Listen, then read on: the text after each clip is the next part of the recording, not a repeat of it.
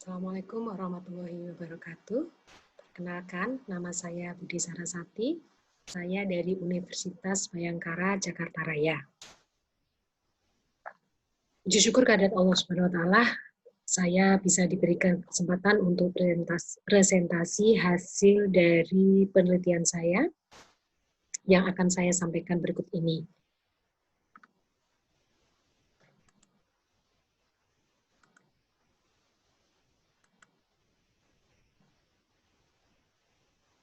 Hadirin yang berbahagia, presentasi saya kali ini berjudul Altruisme Pengobat Alternatif.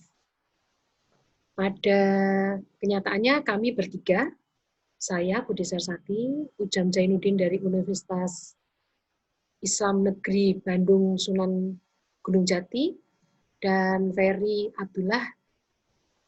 Dia adalah mahasiswa magister Fakultas Psikologi Universitas UPI Jakarta.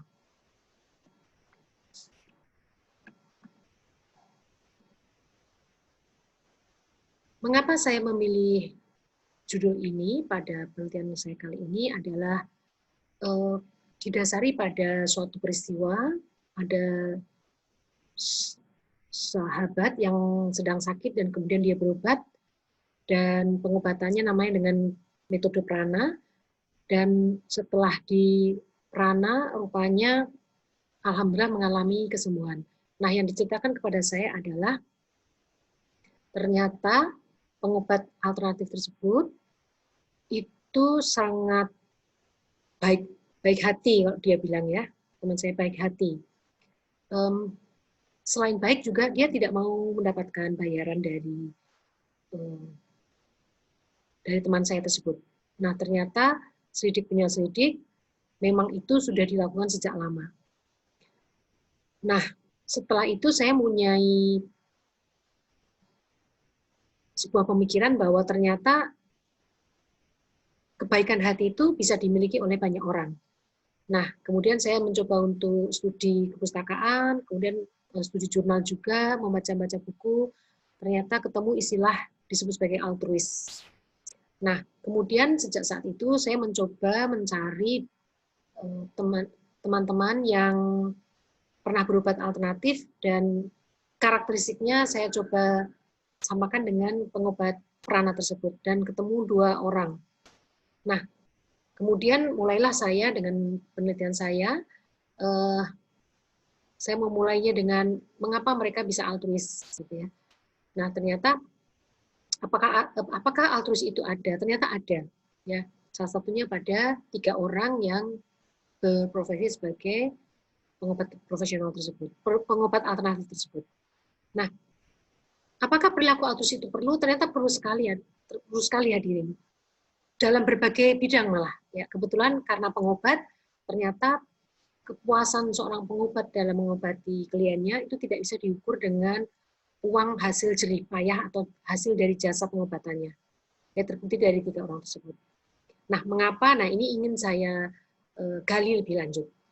Nah, ternyata altruis ini memperlihatkan bahwa hubungan individu diukur dan dinilai sehubungan dengan untung dan rugi aja, gitu ya. Banyak sekali juga ternyata pengobat-pengobat alternatif itu memberikan tarif terhadap praktek pengobatannya. Kemudian saya mencoba untuk menggali lagi fenomena yang terjadi pada era sekarang ini, ya, bahwa ternyata fakta tentang angka kemiskinan di Indonesia itu menunjukkan kenaikan. Nah, ini sumbernya dari Badan Pusat Statistik tahun 2020, bahwa presentasi penduduk miskin di daerah perkotaan pada September 2019 sebesar 6,56%, naik menjadi 7,38% pada Maret 2020. Nah, sementara penduduk miskin di daerah pedesaan pada September 2019 sebesar 12,60%, naik menjadi 12,82% pada bulan Maret 2020. Di sisi lain, di Indonesia ada orang-orang yang super kaya, miliarder istilahnya. Nah, memang tidak banyak jumlahnya. Ternyata berdasarkan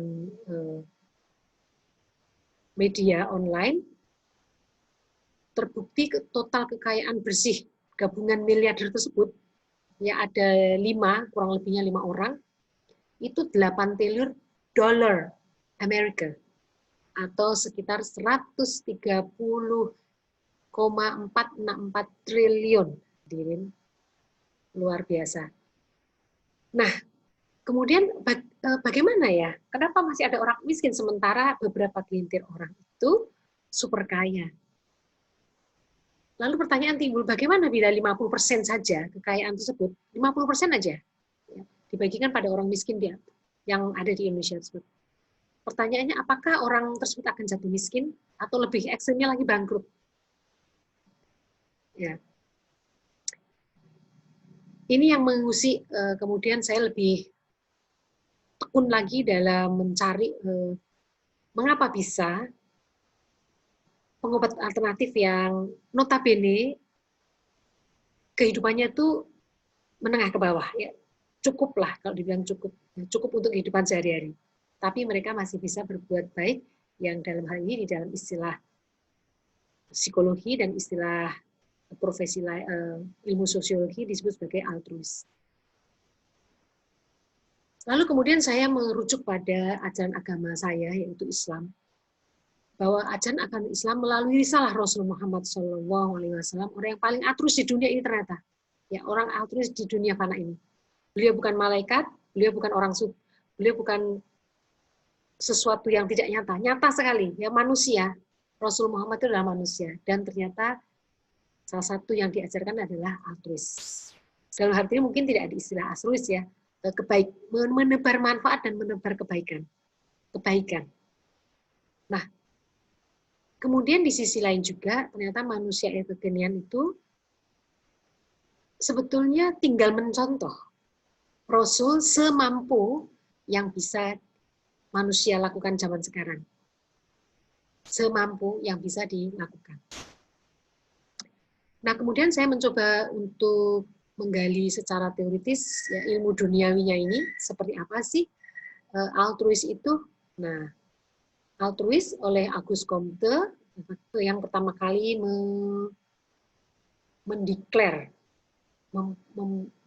mengumumkan tentang altruis ini.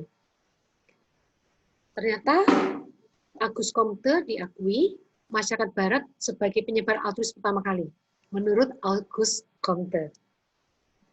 Nah, altruis itu berasal dari kata alter yang artinya orang lain. Kemudian saya mencoba membaca lagi buku-buku tentang altruis, ketemu yang dikarang oleh Bateson tahun 2010, bahwa altruis merupakan kekuatan penting dalam hidup manusia. Bateson mengemukakan proposisinya yang hipotesisnya yang berjudul The Empathic Altruism Hypothesis. Kemudian saya coba menggali lagi dari buku-buku yang lain, ya ketemulah Eisenberg tahun 2015 yang menganggap bahwa altruisme sebagai salah satu subtipe dari perilaku prososial. Kemudian fenomena yang ada, saya coba setelah membaca bukunya dua orang tadi, Bateson dan Eisenberg, tentu saja buku yang lainnya ya, hanya saja saya coba fokuskan pada Bateson dan Eisenberg, dan mencoba lagi saya gabungkan dengan fenomena yang ada. Nah, yang mereka maksud, dua orang maksud tersebut, ternyata ada pada kehidupan seorang pengobat, beberapa orang pengobat alternatif. Kebetulan yang saya temui 3 orang, tapi saya sangat meyakini pasti banyak sekali pengobat alternatif yang seperti 3 orang ini, yang saya jadikan sebagai subjek penelitian. Nah, ternyata untuk membuktikan statement dari Auguste Comte, Bateson, dan Eisenberg tersebut, saya mencoba menggali lebih dalam lagi tentang kehidupan mereka, tentang praktek pengobatan mereka. Nah, pada pertemuan awal, pertemuan pendahuluan, saya mendapatkan informasi bahwa mereka telah berpraktik lebih dari 10 tahun, ya, lebih dari 10 tahun. Mereka tinggal di Jakarta, Tangerang, dan Bekasi. Dan ketiganya mempunyai pekerjaan tetap, memang hanya pekerjaan tetapnya memang sebagai employee aja, sebagai pekerja. Yang satu sebagai staf IT, yang satu lagi sebagai staf admin, dan satu lagi sebagai guru.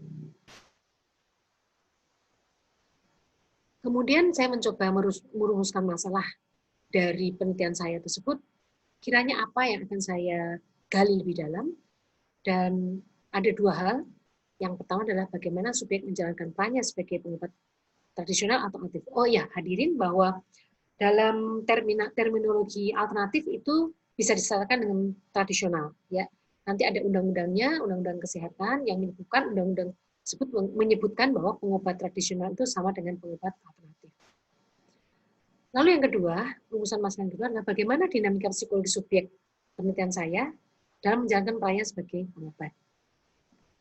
Untuk itu, saya membuat suatu tujuan, ya tujuan dari penelitian saya yang ada 3. Yang pertama yang ingin saya gali lebih dalam adalah saya ingin tahu gambaran tentang peran subjek tersebut sebagai pengobat tradisional atau alternatif dalam menjalankan praktik. Ya, perannya itu seperti apa. Kemudian yang kedua, memberikan gambaran tentang kesamaan motivasi subjek dalam berpraktik pengobatan. Adakah subjek 1, subjek kedua, dan subjek 3 itu punya motivasi yang sama dalam menjalankan praktik pengobatannya. Dan yang ketiga, saya ingin mengetahui gambaran tentang kesamaan konsepnya itu sebagai seorang altruisme di tengah masyarakat yang kekinian yang cenderung hedonisme itu seperti apa. Nah, kemudian saya menggunakan metode yang saya rasa tepat dalam menjalankan penelitian saya ini adalah dengan pendekatan fenomenologi, di mana fenomenologi salah satu maknanya adalah mencari kesamaan makna dari subjek penelitian tentang hal yang ingin digali oleh peneliti. Kesamaan makna, kesamaan konsep. Nah, dalam hal ini adalah altruisme. Saya menggunakan prosedur wawancara mendalam dan kemudian observasi. Sekali saya pernah menggunakan observasi partisipan, tapi hanya 1 kali dengan pengobatan prana waktu itu. Ya. Nah, apakah pengobatan prana, bekam, dan pengobatan yang mereka lakukan adalah yang pertama, itu subjek pertama menggunakan prana. Prana itu hampir mirip sepadan dengan Reiki. Reiki menyalurkan tenaga positif kepada klien agar terjadi perubahan dari sakitnya atau terjadi penyembuhan dari sakitnya. Lalu kemudian yang kedua adalah bekam. Tentu saja kita tahu semuanya bekam adalah pengobatan cara Rasulullah yang sangat dianjurkan. Ya. Yang ketiga adalah refleksi, pijat refleksi. Kemudian untuk menjaga validitas dan reliabilitasnya dalam penelitian kualitatif ini, tentu saja saya melakukan triangulasi kepada siapa? Kepada klien yang berobat, klien yang pernah berobat itu. Bagaimana saya tahunya? Saya tahunya adalah dari si pengobat, saya minta alamatnya, dan saya ada pernah pada saat berkunjung melakukan wawancara, saya bertemu sendiri dengan kliennya dan saya mintai alamatnya, beliau mau, klien tersebut. Saya menggunakan triangulasi data 1 orang klien dari masing-masing subjek. Setelah mengalami pencarian data, kemudian data tersebut diolah, kemudian saya analisa dengan menggunakan analisa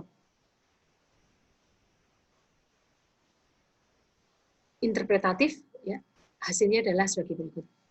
Ditemukan bahwa persamaan persepsi tentang prinsip sehat dan sakit. Mereka ternyata menyatakan bahwa sehat dan orang sakit itu adalah orang yang perlu dibantu. Ya. Hanya saja mereka dalam membantu tersebut, hasilnya yang kedua, mereka tidak mau, ketiganya sepakat tidak mau disebut sebagai pengobat. Mereka lebih senang disebut sebagai orang yang ditunjuk Allah Subhanahu wa Ta'ala untuk membantu orang lain agar menjadi lebih sehat. Kemudian ternyata ditemukan juga dari hasil analisa dasar tersebut bahwa menolong itu perbuatan mulia. Ketiganya mengucap bahwa penolong itu adalah perbuatan mulia. Selanjutnya, untuk melihat apakah betul subjek tersebut, artinya tidak terjadi manipulasi atau berpura-pura, ya, berpura-pura, maka saya mencoba untuk triangulasi dan hasilnya adalah ternyata klien menganggap subjek semuanya itu adalah dermawan. Ya, klien dari subjek A menyatakan dia dermawan, subjek B juga dermawan, subjek C kliennya juga menyatakan dermawan.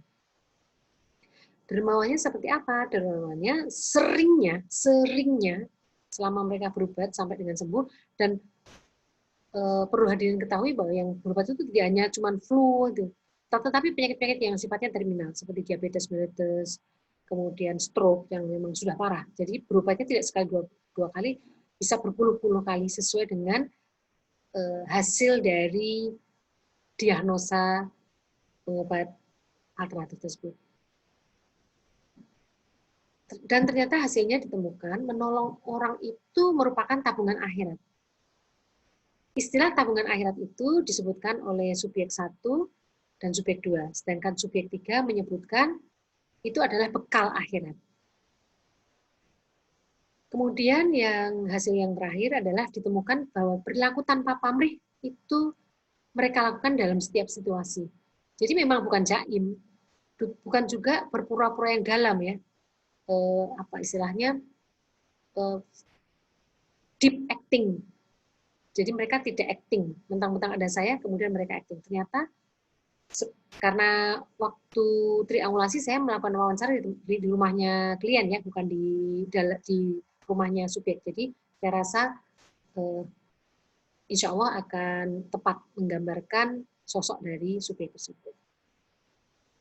Nah, perilaku tanpa pamrih itu memang yang digambarkan oleh para klien adalah satu, seringnya tidak mau menerima bayaran, walaupun pengobat tersebut datang ke rumah klien. Seringnya sih klien datang ke rumahnya pengobatnya, tapi sesekali juga ternyata pernah datang, dan akhirnya karena merasa tidak enak, kliennya membawakan oleh-oleh. Dan di dalam oleh-oleh itu diselipkan amplop. Seperti saking susahnya untuk membujuk klien menerima amplop berisi uang hasil dari uang jasa tersebut. Nah, kemudian terjadi dalam diskusi untuk melihat dari sudut pandang peneliti seperti apa gitu, ya, altruis, dan diketemukan beberapa hal. Yang pertama, ternyata dari ketiganya altruis itu tidak bisa diukur dengan apapun. Yang mengukur adalah Allah Subhanahu wa taala atau Tuhan. Nah, bicara altruis, bicara menolong orang, bicara tentang kebaikan itu tidak boleh sebetulnya. Mereka berkata tidak semata-mata ingin mencari pujian dari sesamanya, atau dari klien terutama, atau dari tetangga, ya, yang mereka hidup di antara kerumunan di masyarakat tersebut, atau dari siapa saja yang ditolongnya. Yang kedua, ternyata pembahasan altruis itu sangat erat dengan religiusitas. Mengapa? Karena tanpa religiusitas yang tinggi, tingkat kedekatan subjek dengan sang kholik itu tidak akan ada altruis. Yang terjadi tadi deep acting, ya, berpura-pura, ya, berpura seolah-olah altruis. Tadi pasti nanti ketahuan, karena pura-pura itu orang tidak akan tahan bermain sandiwara terus-menerus, ya, bisa jadi besar kemungkinan dia akan terjerumus dengan kata-katanya sendiri, ya, artinya terjerembab, katanya altruis ternyata tidak altruis. Yang ketiga, altruis adalah diskusi yang membicarakan eksistensi manusia yang diciptakan Tuhan di dunia ini untuk berbuat baik kepada sesama. Jadi semua Tuhan itu menciptakan software manusia itu adalah untuk meneruskan risalah Muhammad SAW, menebar kebaikan dan manfaat untuk sesama. Seterusnya, berbuat baik tidak terbatas pada profesi tertentu terkait dengan menolong orang. Di dalam tulisan saya, di paper saya sebutkan contoh yang hampir sama adalah perawat. Disebutkan perawat yang tidak mempunyai self compassion yang tinggi, maka dia akan menjalankan tugasnya dengan asal-asalan, dengan mungkin mimik muka yang datar gitu ya, bukan ramah, bukan mimik muka yang mencerahkan, tetapi ya sekedar menggugurkan kewajiban sebagai seorang perawat dan kemudian mendapatkan gaji bulanan atau insentif. That's it, itu aja. Nah, seterusnya adalah bahwa ternyata altruis itu ada di dalam Al-Quran. Di dalam Al-Quran disebut sebagai itsar. Artinya adalah mendahulukan kepentingan orang lain. Beberapa beberapa ayat di dalam Al-Quran itu jelas sekali menyebut berbuat baiklah kepada sesama. Ya, sudah saya tulis di dalam tulisan saya surat dan ayatnya. Silakan nanti kalau hadirin semuanya mempunyai waktu luang, mempunyai kesempatan, silakan membaca lebih lanjut tulisan saya. Seterusnya adalah kesimpulan. Dalam hal ini ternyata perilaku subjek dalam melakukan praktek pengobatan itu dipengaruhi oleh pola asuh. Jadi memang mereka itu bertiga ini diasuh oleh orang tuanya untuk diciptakan sebagai penerus dari pekerjaan orang tuanya sebagai pengobat. Selain itu, penerus juga meneruskan menebar kebaikan. Ya. Ketiganya mengaku diasuh oleh orang tuanya, memang kalau namanya mengobati tidak boleh berharap sedikit pun di dalam hatinya untuk mendapatkan bayaran. Kalaupun itu mendapatkan bayaran, itu adalah sebenarnya semata-mata karena anugerah Allah SWT dan rezeki dari Allah SWT. Dan yang terjadi ternyata mereka seringnya setelah mendapatkan imbalan itu diberikan kepada orang lain lagi. Karena pasien mereka atau klien mereka itu tidak hanya dari kalangan yang menengah ke atas, bahkan banyak yang dari kalangan menengah ke bawah. Karena memang pengobatan medis ala Western, ya pengobatan Barat atau pengobatan medis, obat-obatan itu membutuhkan biaya yang besar, maka mereka memilih pengobatan alternatif. Nah, di dalam slide ini disebutkan ternyata perilaku pengobatan itu dipengaruhi oleh pola asuh orang tua, dan pola ini diturunkan. Panah ke atas dan ke bawah ini menunjukkan bahwa mereka kebetulan punya anak, dan mereka menurunkan keterampilan pengobatannya kepada anaknya juga, terutama anak laki-laki. Nah, kebetulan memang ketiganya punya anak laki-laki. Dan yang diturunkan adalah ngacak. Tidak harus anak pertama, ya. Yang penting utamanya adalah anak laki-laki dan yang mau mewariskan ilmu-ilmu dari orang tuanya. Tapi ternyata uniknya, anak-anak dari subjek tersebut ternyata terseleksi. Jadi mereka yang ada yang punya putra 4, ternyata yang tertarik dengan profesi ayahnya ada 1 orang, dan itu bukan anak pertama. Nah, sejak dia menemukan, orang tua menemukan atau klien ini menemukan anaknya ada bakat, maka dia langsung ajarkan. Kemudian perilaku subjek dalam praktek menolong itu juga menimbulkan altruis. Nah ini, ya, altruis itu ditimbulkan karena ini tadi, karena ternyata mereka lebih cenderung mengobati itu adalah perintah Allah untuk berbuat kebaikan. Nah ternyata yang mereka rasakan setelah mereka berbuat sekian puluh tahun sebagai pengobat sekaligus berjiwa altruis, efeknya adalah seperti ini hadirin. Yang pertama kebahagiaan. Mereka merasa ketiganya itu bahagia yang tidak terkira, yang tidak bisa dirangkai dengan kalimat-kalimat sekalipun kalimat-kalimat yang bagus untuk menggambarkan perasaan senangnya kalau klien itu sembuh. Seperti itu. Yang kedua, perilaku taat beribadah.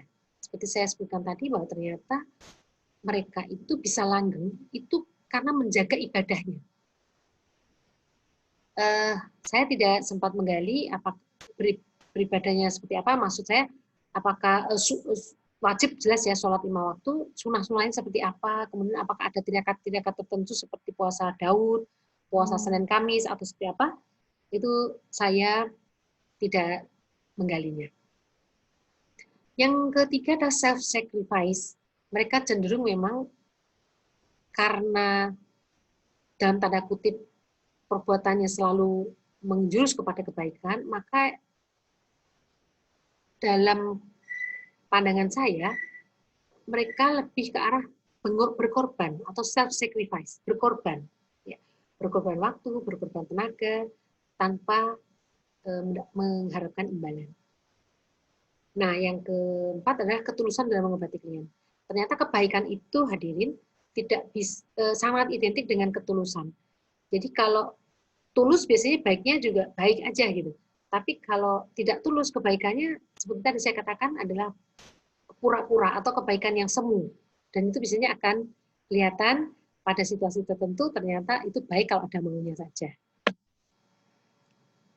Nah, sarannya dalam tulisan saya adalah saran teoritis, di mana pengambilan data, observasi partisipatif,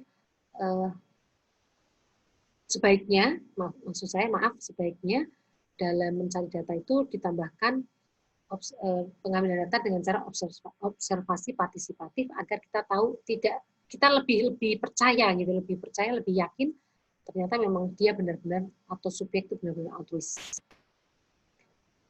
Nah, saran praktisnya adalah penelitian ke depan diharapkan dapat memperluas sudut pandang penelitian dari segi etnografi dan biopsikososiokultural spiritual. Mungkin penggalian kalau pada tahap saya ini saya melakukan dengan metode kualitatif, mungkin next bisa dengan metode etnografi yang mencakup biopsikososiokultural spiritual dari pengobat. Demikian hadirin presentasi saya. Kiranya pastinya banyak kekurangannya karena presentasi juga waktunya terbatas.